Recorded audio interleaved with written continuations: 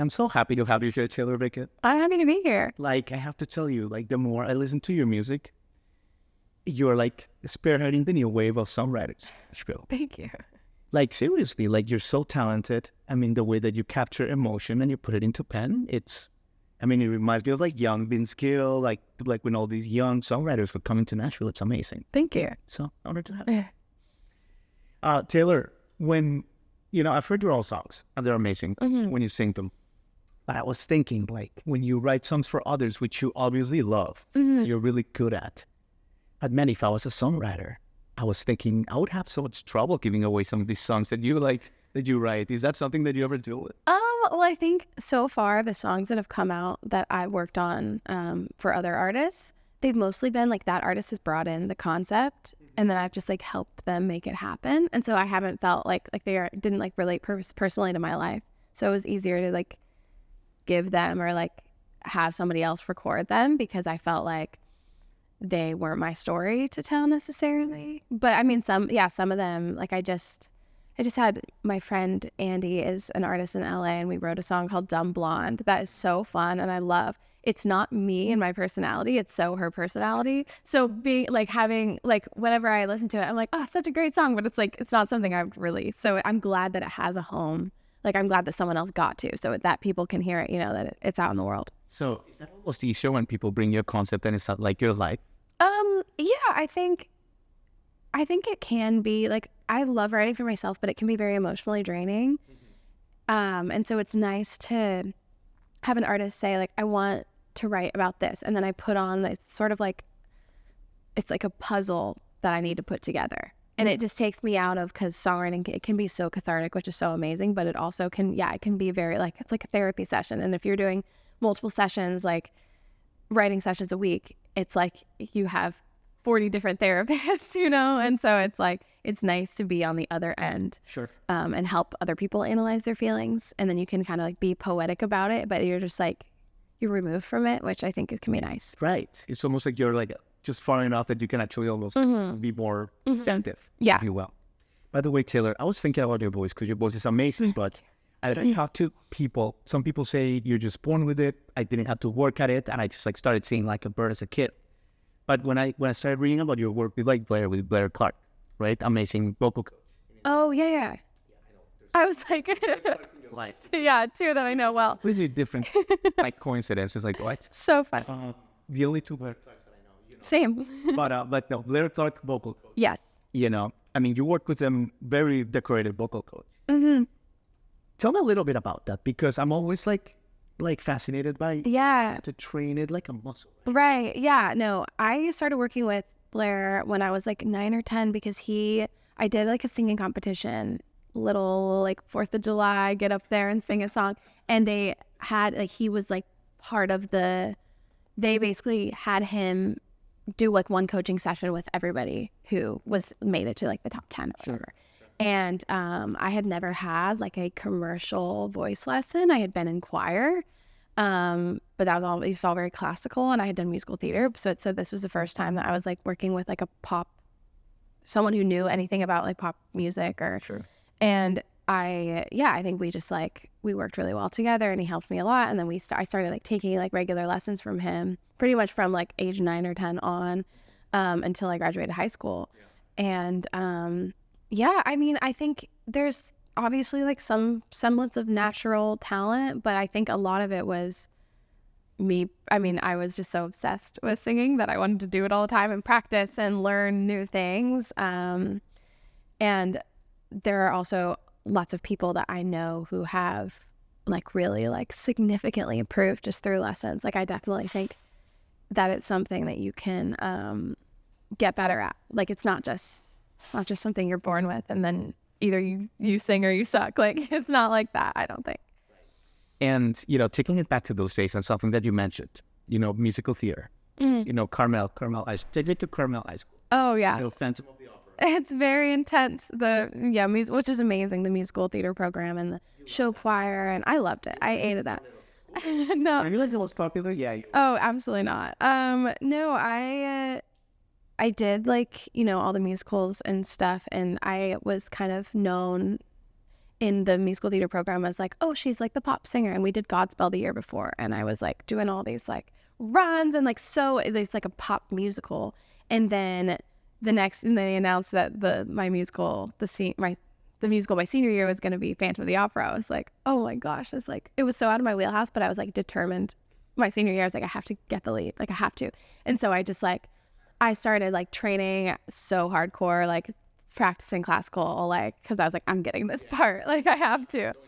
I'm so glad that I did, because I love that, and I love that style of singing as well. It's great to, I don't know, I love musical theater, and I haven't done a show since my senior year of high school, but I loved it. I feel like it's in your future still.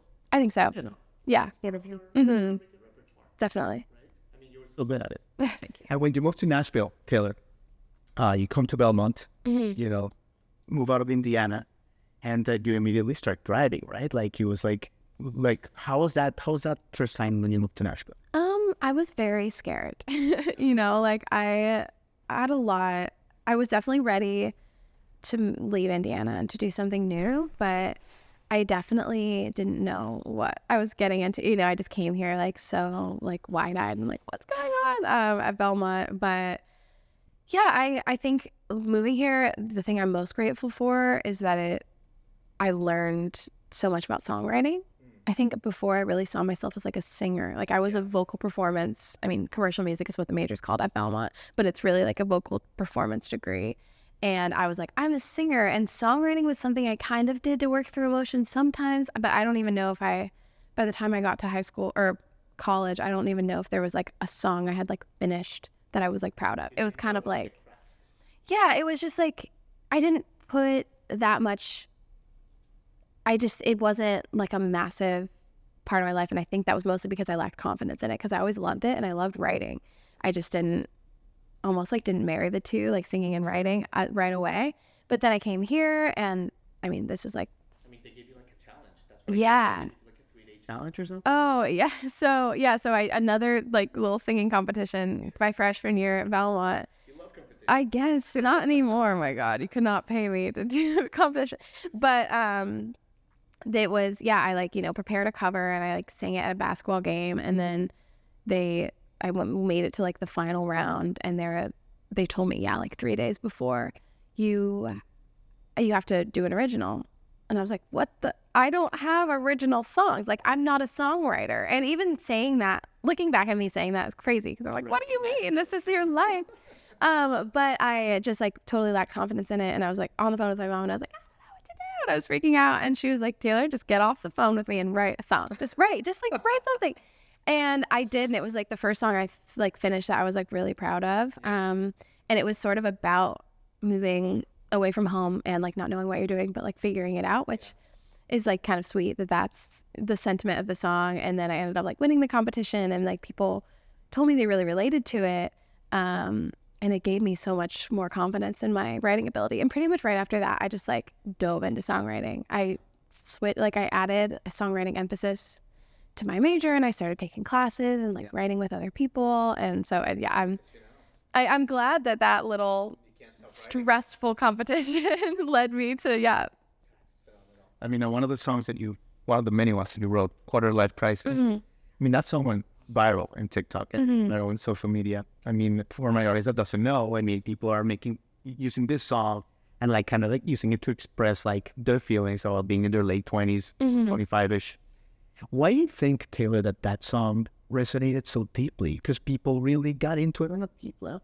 Yeah, I think, I mean, when I was preparing to release it, I felt like very strongly about it. It felt very authentic to me and exactly like what I was feeling and going through. And I think it's one of those topics where it's so universal. I don't know if there's a single person who has made it past the age of like 25 that hasn't felt confused or like that existential crisis at some point in their life. Whereas like if you write about a breakup or you write about, I don't know, other things, it's like it's a little less universal. Like it's just, this was something I think anyone could connect to. And whether they were, I mean, I had some people being like, I'm not even 16 yet, but I love this song. And I'm like, just wait. But, you know, and then it's like my parents can relate. My grandma was like, I need merch that says 3/4 life crisis. But yeah, I think part of it was the fact that it was so like real and honest from my perspective that it came through. And I think just whenever you write so like candidly, you're naturally going to attract people in ways that like you don't even realize. You know, you think you're writing for yourself and then you end up writing for all these other people. But yeah, I guess I think it's something that everyone struggles with at some point. Thank you, Taylor. I know you're not allowed going out and ask a couple more questions. Yeah. Music City Mayhem. Oh yeah. Oh, another competition. I know. Sensing a pattern there. And there's another pattern. You kick ass in. I hate losing. I'm extremely competitive. I don't let it happen. I mean, for those people that don't know, one of the biggest radio stations here in Nashville has this annual, which is going on right now, this annual kind of like knockout NCAA bracket style with like emerging talents. And you won.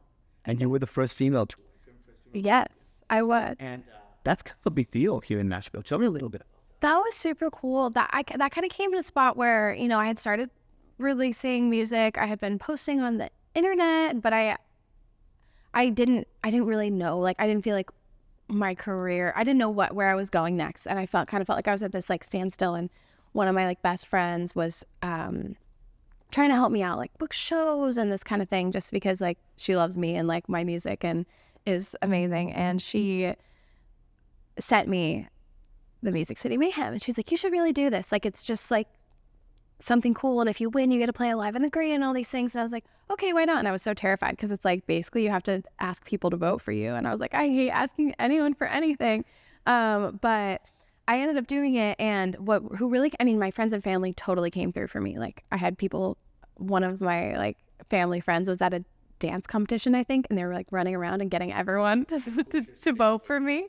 But yeah, so yeah, Indiana was on it for sure. But also my like followers and fans on social media, I would go live on TikTok and like ask people to vote, and I would like post videos, and it was crazy. People came through. Like, I would be sort of neck and neck with competition, and then I'd like post something, or I'd get on live and I'd be like, guys, and it was like all of a sudden it would just like shoot up because people, you know, like, I don't know, it's one thing for someone to follow you and to like your music from afar, but then to like take the time to go and vote for you in a competition that they don't even know what it is unless they live in Nashville. That was really inspiring. Yeah. And then I think they all were excited when I won because they felt like they had contributed to it, and that was really cool. And then, yeah, it was cool as well because it was very much known as like it's like an indie band. It's like a guy musician thing. All these guys from Belmont I knew had done it. And I had seen some female artists like in the final, or, you know, in the competition, but never like win. And so it was very cool. And I think there are a couple women who worked at Lightning 100 who were just telling me like that meant a lot to them to see me come through. Yeah. It's absolutely a big deal, Taylor. It's a big competition. Talent's incredible, and it speaks to what you are. Thank you. And that leads us to our last question, actually. People that have believed in you, everybody loves you, including friend of the show, Ron Pope. And, you know, we just saw you perform with him here at City Winery, part of a big tour that you had with him. We're talking a little bit off camera, but tell me a little bit about the experience of touring with Ron and that song, Not the Devil, and that. Yeah. I mean, it was so amazing. It was my first U.S. tour, and we did 17 cities, and a couple I'd never been to in my life. Being on the bus was amazing. I loved it. I'm pretty like low maintenance when it comes to sleep. I could sleep anywhere. And so I was just like having the time of my life. Yeah, exactly. Yeah. I'm sleeping in like what kind of resembles a coffin, but it's fine.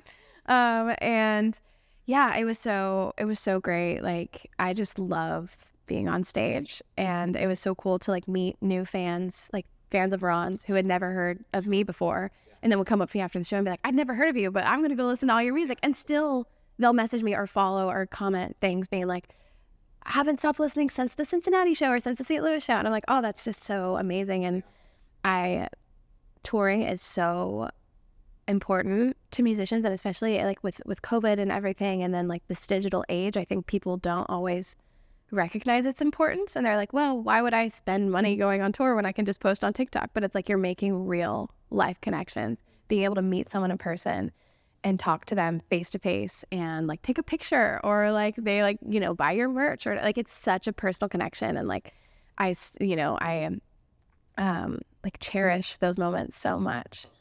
It was the best. I'm just dying to get back on the road. It got us connected too. Yes, it did.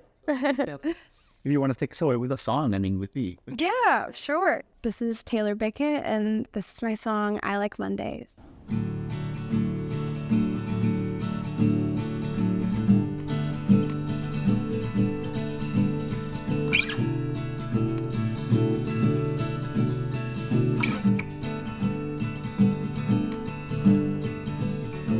I like New Year's, I like Mondays, I like first of the month. Notebook, paper, wet cement, the moment's never been touched. I like knowing that there's something that I haven't messed up, 'cause I will, and I do when I'm supposed to. I am perfect if by perfect you mean totally flawed. I am wrestling with the presence of an all-knowing God. I drink caffeine even though I always said I would not. So I'm weak or a fool, but I'm supposed to be. That's me. I rush the future, I cling to the past.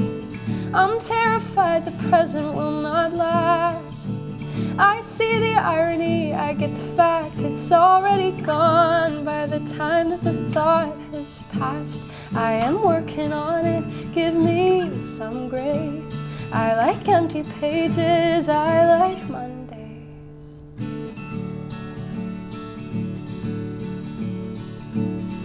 I like order, I like answers wrapped in ribbon and twine. I grab hold of unknown outcomes till my knuckles are white. I am trying to be kinder to this body of mine, 'cause it keeps me alive like it's supposed to.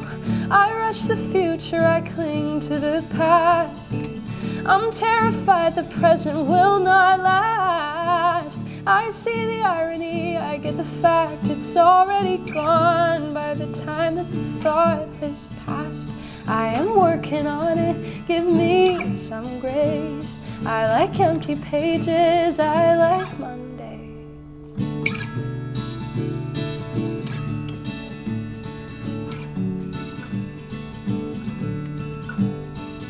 I would eat the solar system all in one bite if it could give me clarity, if it would let me freeze time. I'm trying to surrender, but I'm hardwired for fight. Give me some grace. I like empty pages, I like New Year's, I like Mondays, I like first of the month. Notebook, paper, wet cement, the moment's never been touched. I like knowing that there's something that I haven't messed up, 'cause I will, and I do, and I'm supposed to. Thank you so much. Thank you so much. Thank you for having me.